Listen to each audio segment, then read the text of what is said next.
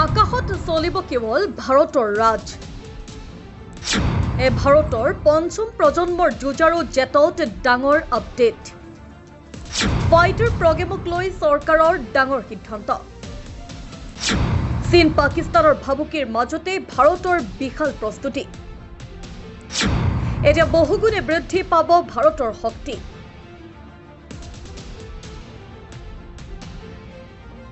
ভাৰতীয় বায়ুসেনাৰ বাবে পঞ্চম আৰু ষষ্ঠ প্ৰজন্মৰ যুঁজাৰু বিমানৰ প্ৰস্তুতি কিমান আগবাঢ়িছে?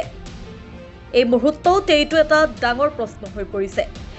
আধুনিক যুদ্ধত যুঁজাৰু বিমানৰ ভূমিকা অত্যন্তই গুৰুত্বপূৰ্ণ।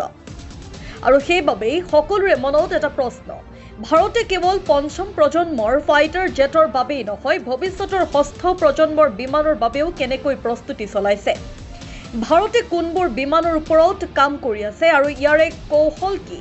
এই সকলো প্ৰশ্নৰ উত্তৰ এতিয়া এটা অত্যন্তই গুৰুত্বপূৰ্ণ মঞ্চৰ পৰা ওলাই আহিছে। ভাৰতৰ প্ৰতিৰক্ষা সচিব ৰাজেশ কুমাৰ সিঙৰ এই পঞ্চম আৰু ষষ্ঠ প্ৰজন্মৰ যুঁজাৰু বিমান সন্দৰ্ভত দেশক উল্লেখযোগ্য তথ্য দিছে। এটা অনুষ্ঠানত অংশগ্ৰহণ কৰাৰ সময়ত তেওঁক সোধা হৈছিল যে ভাৰতে এই দিশত কেনেধৰণৰ প্ৰস্তুতি চলাইছে। ভাৰতীয় বায়ুসেনাই কেতিয়া পঞ্চম প্ৰজন্মৰ যুদ্ধ বিমান লাভ কৰিব আৰু ভৱিষ্যতৰ কথা চিন্তা কৰি ষষ্ঠ প্ৰজন্মৰ বিমানৰ ক্ষেত্ৰত দেশৰ পৰিকল্পনা কি? এই প্ৰশ্নৰ উত্তৰত প্ৰতিৰক্ষা সচিবে স্পষ্টকৈ উল্লেখ কৰে যে ভাৰতে ষষ্ঠ প্ৰজন্মৰ যুঁজাৰু বিমানৰ ওপৰতো কাম আৰম্ভ কৰিছে।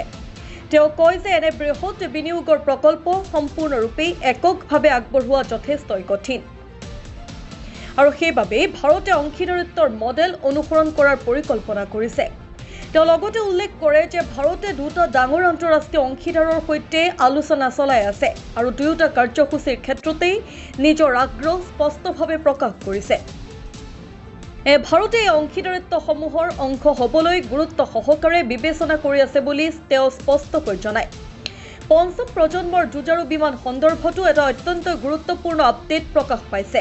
তেওঁ উল্লেখ কৰে যে হিন্দুস্তান এয়াৰনটিক্স লিমিটেডৰ এডভান্সড মিডিয়াম কম্বেট এয়াৰক্ৰাফ্ট অৰ্থাৎ AMCA কাৰ্যসূচীৰ কাম দ্ৰুতগতিত আগবাঢ়িছে। তেওঁ লগতে কয় যে ক্ৰয় প্ৰক্ৰিয়া ইতিমধ্যে আৰম্ভ হৈছে আৰু অতি সোনকালে RFP অৰ্থাৎ ৰিকুৱেষ্ট ফৰ প্ৰপ'জেল জাৰি কৰা হ'ব।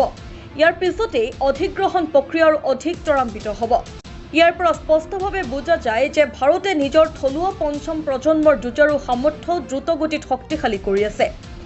ভাৰতীয় বায়ুসেনাৰ বাবে এই সময়ত পঞ্চম প্ৰজন্মৰ ফাইটাৰ জেট অত্যন্ত গুৰুত্বপূৰ্ণ, কিয়নো দেশখনে একেলগে দুটা সীমান্তত ভাবুকিৰ সন্মুখীন হৈছে। এফালে পাকিস্তান আৰু আনফালে চাইনা।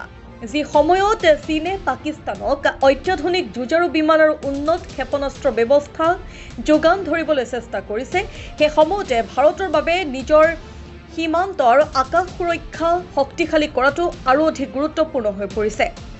সেইকাৰণে ভাৰতক অত্যাধুনিক প্ৰযুক্তিৰে সজ্জিত উন্নত যুদ্ধ বিমানৰ প্ৰয়োজন। যদি ভাৰতে অতি সোনকালে পঞ্চম প্ৰজন্মৰ যুঁজাৰু বিমান লাভ কৰে, তেন্তে দেশৰ আকাশ সুৰক্ষা আৰু সীমান্ত প্ৰতিৰক্ষা ক্ষমতা বহু পৰিমাণে বৃদ্ধি পাব। আনহাতে ষষ্ঠ প্ৰজন্মৰ যুঁজাৰু বিমানৰ প্ৰাৰম্ভিক কাম আৰম্ভ হোৱাটোৱে স্পষ্টকৈ দেখুৱাইছে যে ভাৰতে কেৱল বৰ্তমানৰ প্ৰয়োজনীয়তাৰ ওপৰত গুৰুত্ব দিয়া নাই, বৰঞ্চ ভৱিষ্যতৰ বিমান যুদ্ধৰ বাবেও নিজক